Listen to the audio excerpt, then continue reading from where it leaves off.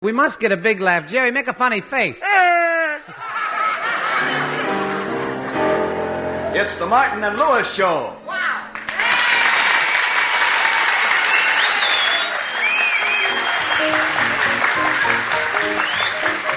The National Broadcasting Company brings you transcribed from New York, the Martin and Lewis Show. Our guest tonight, Arthur Treacher, and featuring Flo McMichael, Dick Stabile and his orchestra, and starring Dean Martin. I'm in the mood for love, simply because you're near me. Funny, but when you're near me. And Jerry Lewis. You say you're in the mood for love. Well, love is life, and life is love. I love life, and love life's lead. Look, I'll be all right.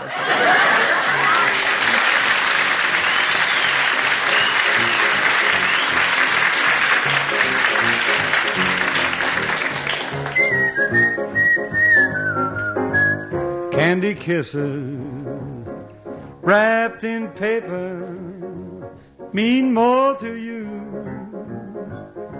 than any of mine.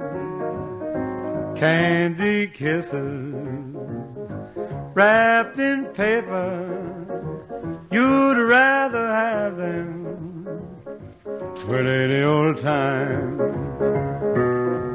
You don't mean it when you whisper those sweet love words in my ear. Candy kisses wrapped in paper mean more to you than mine do, dear. You did that last week. You don't mean it when you whisper those sweet love words in my ear. Candy kisses wrapped in paper mean more to you than mine do, dear.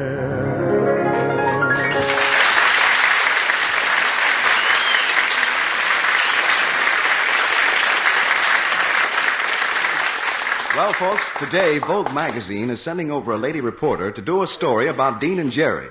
Since it promises to be the most important publicity break the boys have ever had, they're pretty excited. Right now, they're fixing up their little apartment so they can make a good impression during the interview. All right, come on, Jerry. Get busy. Get busy. Get busy. I'm working like a beaver dusting this furniture. I know you're working like a beaver, but couldn't you do it faster with your hands? I hope you're going to comb your hair before the lady from Vogue gets here. What for? I combed it this morning. You combed it this morning, did you? Sure. It was very profitable, too. I found 3 marbles and 48 cents in change. Stand aside, Jerry. I got to hang this picture, and now give me a nail. Okay, here. Thanks.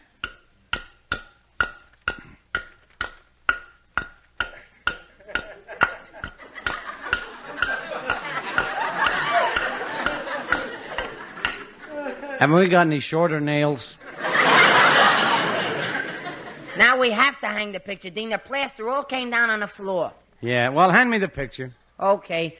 Boy, this is the most realistic picture of Whistler's mother I ever saw. It's almost lifelike, isn't it? Stop jiggling, Sonny. You'll toss me out of my rocking chair. Oh, Jerry, quit with the imitations. We've got to do some work here. Yeah, let's really fancy up the place. Hey, Jerry, I just noticed how you decorated the kitchenette. It's very pretty with those little strawberries all over the walls and ceiling. Thanks, but don't touch them. They're still wet. Well, what did you do, paint them on with a brush? Nope. I just held a bottle of ketchup, smacked the bottom hard, and let the splash take it from there. Well, this Vogue reporter can't say our apartment isn't in good taste. That is, unless she hates ketchup. Oh, our apartment won't look so bad after we get it fixed, Dean. If we get it fixed. I wonder what we should do about the little hole down there in the baseboard. Yeah. Hey, I got it. We'll hem-stitch the edges and tell her it's Be Kind to Mice Week. Look, Jerry, I don't want to discourage you, but... Hey, I got a package for Mr. Lewis. I'll leave it here in the hall. Gee, that's a heavy package for one delivery boy to carry. Oh, well, I wasn't always a delivery boy. I used to be a prize fighter. A prize fighter? Yeah, maybe you remember me. I fought 1 round Schultz for the championship. All during training, he used to stay out late in nightclubs, not me. I went to bed every night at 9. He used to eat fried foods and pastry and wine. I ate milk and vegetables. And we got into the ring. Yeah, we got in the ring. And you won? Now I beat my brains out. Hey, that's funny. He was going to win, and he said 1 round Schultz beat his brains out. Hey, buddy. Yeah? When did you fight Schultz, huh? When did I fight Schultz? Listen, you take that back or I'll punch you right in the nose. You think Schultz was something, I'll hit you so hard you'll... Hey, Dean, did he get away? Yeah, he got away. You can come out from behind the sofa now. Come on, I want to know what's in that package.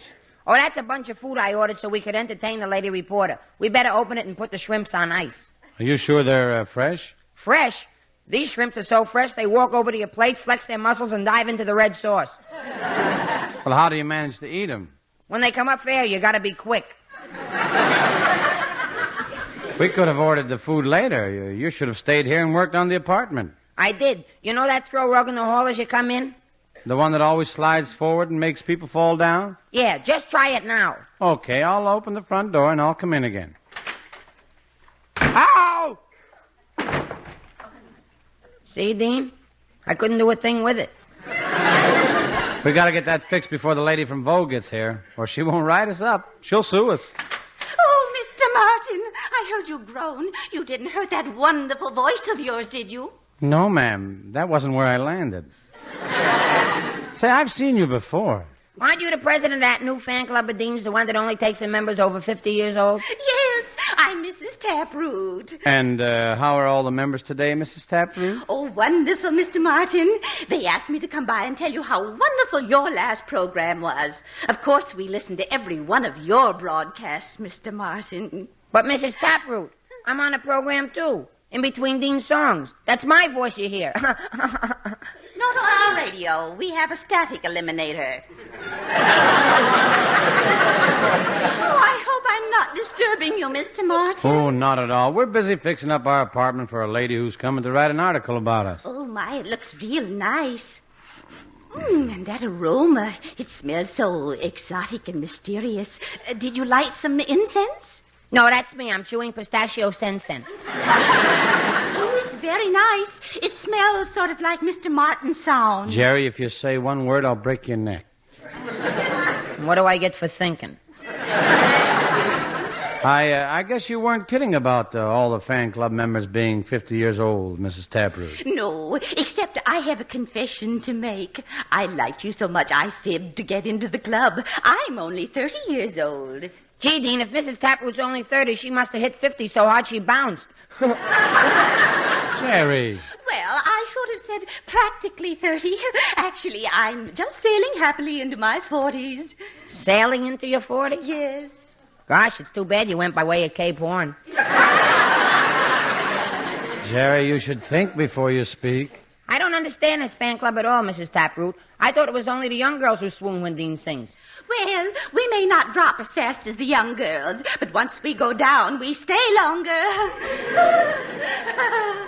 Well, that's very flattering. Oh, and not only that, Mr. Martin. When you send us older girls, we go faster. We already know the way. But I mustn't wear my Malcolm out. Goodbye. We'll be listening Sunday. Bye, Miss Taproot. Bye. Isn't she a nice lady, Jerry? I'm glad she didn't slip on this throw rug like I did.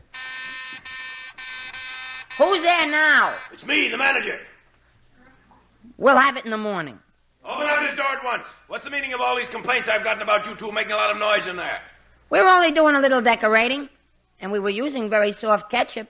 All right, I'll open the door myself. What do you mean, decorating? Oh, good heavens.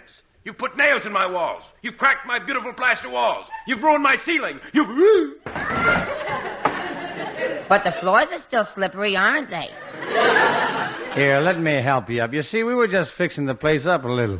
Fixing it up? That's right. See what we did there in the kitchenette? How do you like it? Now, that's an interesting criticism.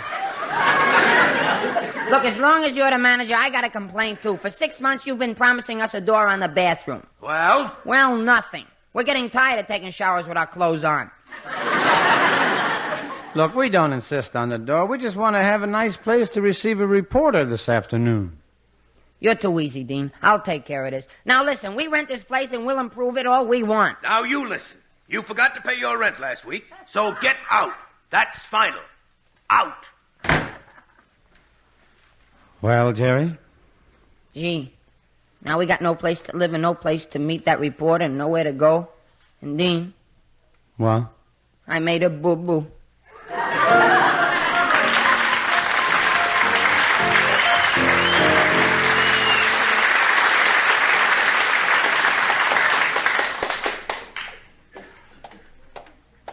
Well, this is a fine mess you got us into, Jerry. We've been to 8 hotels trying to get a decent place, and we can't afford any of them. I know, Dean. It's all my fault.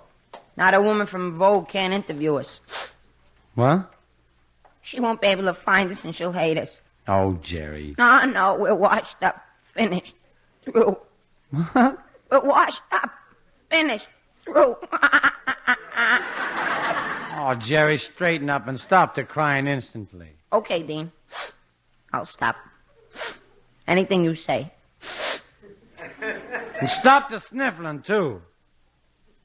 Now you don't like me either. Jerry, of course I like you. Now stop crying. When I get us in trouble like this, Dean, I get so discouraged. I think I'll do something desperate. End it all. End it all? Yes, and I know how. I'll sneak up behind those bushes at the YWCA swimming pool, climb up to that little window, and look myself to death. Oh, stop bragging. You blush when you see a clothesline on a windy day. Now, here's another hotel. Let's go in the lobby and see how it looks. Okay, Dean, I'll race you. Race you.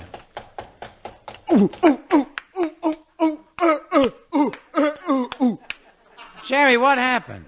You know how much fun I always have running up on the down escalators and running down on up escalators? Yes? Well, you can't do it with a revolving door. Hey, there's the desk clerk. Yeah, we'll go talk to him as soon as he finishes with the customer at the desk. Now, look, I told you before. The maids have been complaining that you're eating peanuts in bed. Now, I'll give you one more chance. Go on back to your room, but remember, no more eating peanuts in bed.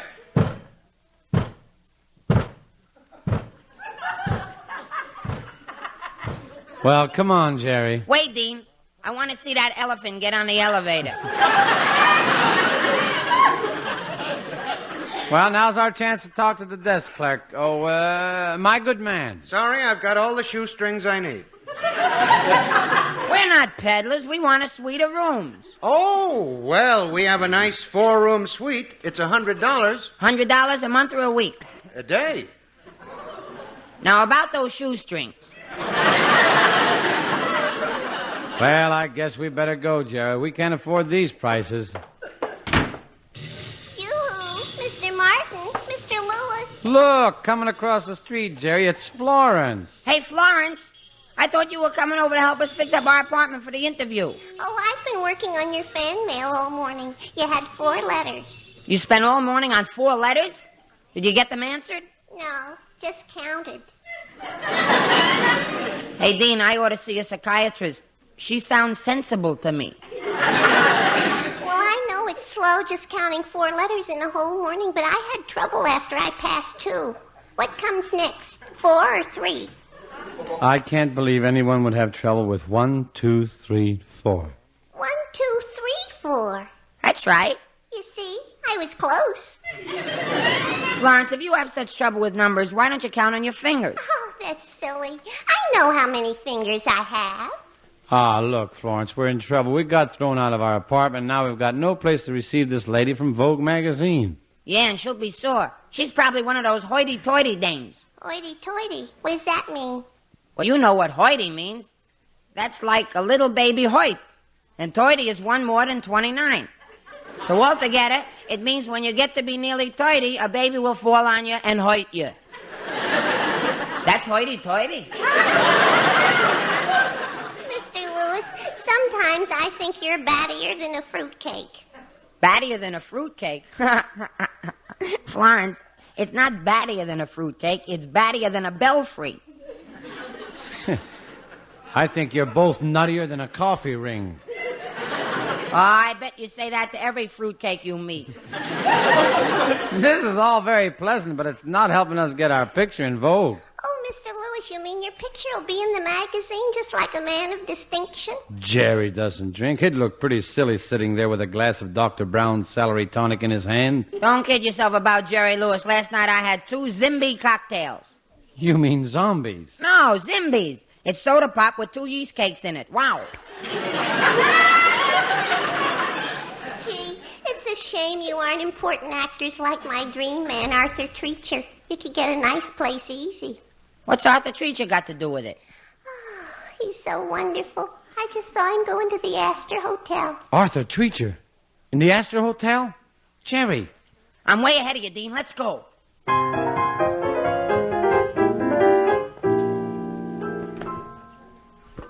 Boy, what a luxurious hotel, huh, Dean? Boy.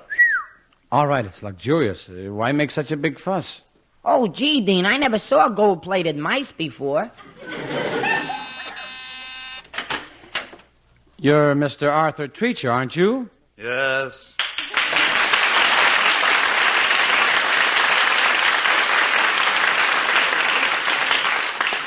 You're the actor from Hollywood. Yes. Well, we're actors from Hollywood, too. Yes. And we'd like to ask a favor. Favor? I'd love to accommodate you, but unfortunately I checked out yesterday. You can't fool us, Mr. Treacher. I'd recognize you anyway. You're so tall and distinguished. Oh, you think I'm tall and distinguished, eh? You bet. Why, you look just like Mickey Rooney on stilts. Mickey Rooney on stilts? Yes, sir. Tell me, are you really that tall, or did your elevator shoes get stuck between floors? Well, confidentially, I'm 3 midgets. I used to be an acrobatic act. Now go on, scram urchin, no autographs today. All right, I'll do the talking, Jerry. Mr. Treacher, I'm Dean Martin, and this is Jerry. Oh, how cute. Is he pedigreed? Hey, look there, I'm Jerry Lewis. I'm on the radio. Jerry Lewis, oh my word, I'm very sorry for what I said about the way you look. Well, that's better. If you're Jerry Lewis, you've got a right to look that way. Now, wait a minute, Mr. Treacher. Jokes are my racket. I tell jokes for a living. You're quite sure? That they're jokes? No, that you're living. Mr. Treacher, I'd like to know one thing. And what would that be? Are you for real? Ah, Jerry. Well, I got a right to be sore. He won't even let us ask a favor. He's going to ruin my chance of getting in Vogue. You in Vogue? That's right. Good heavens, surely you're not going to try to model a strapless sunsuit. Now, just a minute, Mr. Treacher. You are kidding us. A man modeling a strapless sunsuit. No one would even consider that. I would, but I'm only 22 years old. What do I know? Young man, have you always been this way, or do you take pills to make you so punchy? Jerry's not really punchy. He just, got that glazed look from eating too many donuts this morning. Listen here, Dean Martin. I'm not going to stand here and have you acidify. How do you pronounce that word, Bob? Have you acidify me. Jerry. I'm not kidding. I didn't know how to say it. What do you want?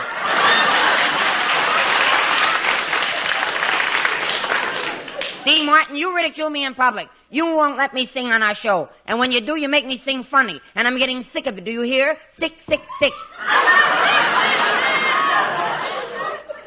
Jerry, you keep talking like that, and you know what it means. No, Dean. Yes. No. Yes. No. Not the cod liver oil. I'm big now. I'm not the lovable little toddler in rompers who touched your heart in the early days. I'm a man of the world. I can't stand that horrible stuff. The spoon in your hand coming closer, closer, ever closer to my protesting lips. No, no, no. Ah!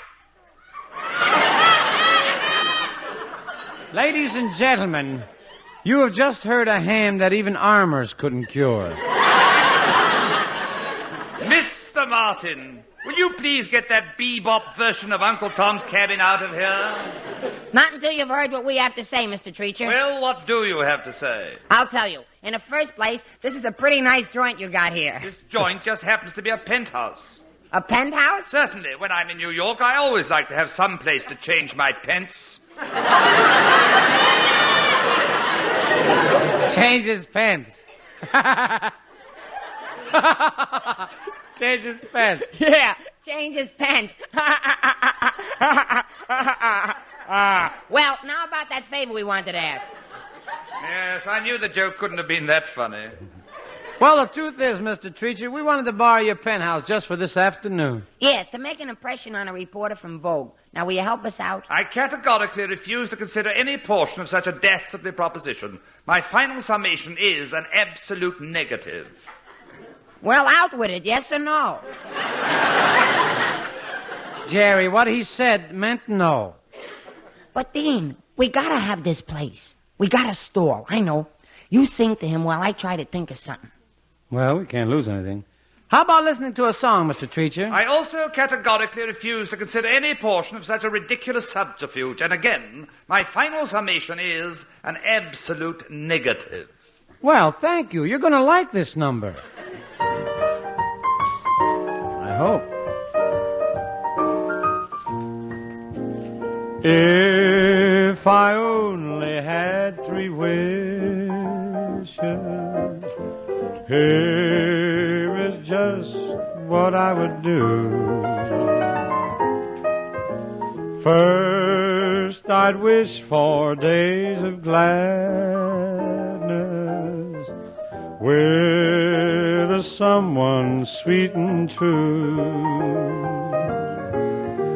For my second wish, a dream house, cozy fireside for 2. And the last of my 3 wishes, please love me as I love you.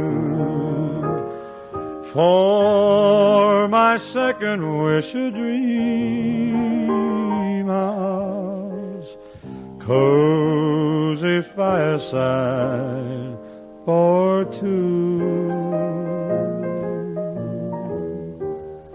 And the last of my 3 wishes, please love me as I love you.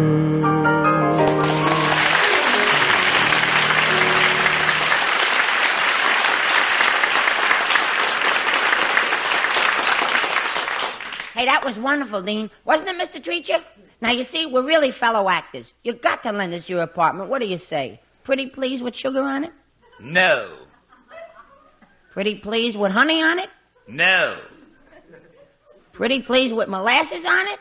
Mr. Lewis, you're dripping all over the carpet. Ah, come on, Jerry, it's no use. And you didn't help matters any putting on that strapless sunsuit. Oh, it's not a real strapless sunsuit. It's just a long pair of shorts. What holds it up? American Airlines. Well, get in the next room and put your other clothes back on. I have to answer the door. Oh, Mr. Treacher, I just had to come and see you in person. Why, Florence. Mr. Treacher, this is our secretary, Florence McMichael. Please, young lady, control yourself. I can't help it. My knees are knocking. Haven't you ever seen a girl with her knees knocking before? Yes, but not against mine. Hey, what are you doing here, Florence? Oh, I couldn't help it. I had to come and see Mr. Treacher. He's so romantic. Just a minute there, Ingrid. He's an English actor, not an Italian director. You must keep your head, girl, when I'll wait for it on the night. After all, I'm really not as handsome as Errol Flynn, quite. Errol Flynn, pooey. Or how about Alan Ladd or Clark Gable? Alan Ladd, pooey. Clark Gable, pooey. Or Walter Pigeon. I say, how about Walter Pigeon? Walter Pigeon. Yes, I should have desisted when I was Victor. Hey, Florence really goes for you, Mr. Treacher. But I'm not surprised, you know. As a child, I knew I was going to be a great romantic figure. When I was 6, I used to make love to the upstairs maid and the downstairs maid, but I had to quit. Why'd you have to quit? Well, I was wearing out the seat of my trousers on the banister. Goodness, Mr. Treacher, you're so wonderful. I bet you're going to help Mr. Martin and Mr. Lewis with their interview. Gee, could you, Mr. Treacher? Let's see, you want to impress this reporter from Vogue, eh, Dean? But what about, you-know-who? Wait ain't nothing wrong with me. I'm full of social graces. I'm in demand at all social functions. Really? Sure, last year I officially opened the tea season by throwing out the first bag. My, how he would have loved the 3rd grade, wouldn't he? I'll take that, Mr. Treacher, if you're going to help us. Maybe you could act like our butler. I'll never play a butler part again. My roles are all alike. Every time my master has a beautiful girl on the sofa, I have to bring in the drinks. Well, what about it? But I'm tired of being water boy. I want to be sent into the game.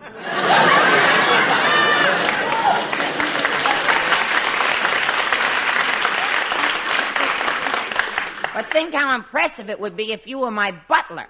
You want me to act as a gentleman's gentleman? Impossible. But why? Well, one gentleman short. Couldn't you stretch a point and do it just this once? Oh, well, all right. You know, in my last 50 pictures, I've been a gentleman's gentleman. I am now a schmo. Florence, call Miss Trenton and tell her to meet us here instead of our apartment. Oh, boy, we're going to live.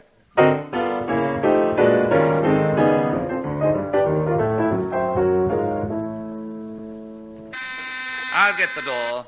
That must be her, Dean. How shall I act? Well, let's see. Formal but still friendly. Formal but friendly, yeah. Miss Trenton of Vogue magazine. Well, hello, Miss Trenton. I'm Dean Martin. This is Jerry Lewis. Hello. How do you do? You want a neck? I've been dying to do this interview of you boys because I've been so utterly curious. And I'd like to ask Jerry the first question. Oh, sure, anything. What is it? Are you for real? Sometimes I'm not for sure. You see, I haven't been too well. Naturally, in my position, I went to the best specialists in the country. The Mayo brothers? No, Hart, Schaffner, and Marx. What was their diagnosis? Growing pains. The agony was unbearable. And what did they recommend? A larger suit. You see, Miss Trenton, being a comedian, Jerry just, this way quite often. Actually, he's well-educated, cultured, and a college man. Certainly, Miss Trenton, I have every degree offered by Yale. A Ph.D.? I don't know for sure. How do you pronounce it? Jerry, old boy, surely there's something you can do in the other room. Why don't you see about the refreshments? Oh, sure. I'll put on my baseball shoes and go spike the punch. Well, what about you, Mr. Martin? Oh, the usual dull thing, born extremely wealthy. I remember when I was a young little boy and how our butler used to answer the telephone when we got a call. That impressed you? Yes, it was fun to watch him racing down 6 flights of steps to the candy store. Treacher's busy with the crumpet warming, so I'm serving a spot of tea, Miss Trenton. Oh, why, yes, thank you. Righto, here you are. Oh! Gerald, when she says she wants a spot of tea, she means she wants to drink it. You don't slosh it on her sleeve, Oh, sorry. Here, have some lemon. And that doesn't go on her sleeve either. Never mind. Mr. Martin was just telling me of his wealthy birth. What about you, Mr. Lewis? Oh, ditto and pip-pip. I was brought up in the lap of luxury. We were so rich I wore chinchilla diapers. My goodness, chinchilla diapers? Yes, made from live chinchillas, of course. Perhaps it would be of interest to your readers to know that Gerald and I recently returned from Europe for the polo here. Oh, so you've been to Europe. I presume you went via the Queen Mary. Oh, so you've heard of our yacht. And I must make a note that you play polo. I'm impressed. Oh, it's nothing. It's a simple game, and if you happen to be dealt the right cards, you win. Oh, this interview isn't going quite as I anticipated. What about the nightclubs? Or perhaps we were seen last night. Dean and I did take a covey of debutantes to the Stork Club. Oh, to the Stork Club? Yes, it was such a kick, slumming, This whole interview is very curious. Could I speak to your butler? Oh, quite. Treacher? I'd like to ask you one question. Are these boys really big society personages? Oh, it's the truth. They really are. So help me, Sir Cedric Hardwick. Now, look, I've seen the Martin and Lewis act too often to believe that. And further, I've seen Arthur Treacher in too many movies not to recognize him. I also know that this is Mr. Treacher's penthouse. And I know that you two boys were evicted from your apartment today. I'd suggest you put your cards on the table. Okay. All right. Now, what have you got to say? Well, how about a couple of hands of polo?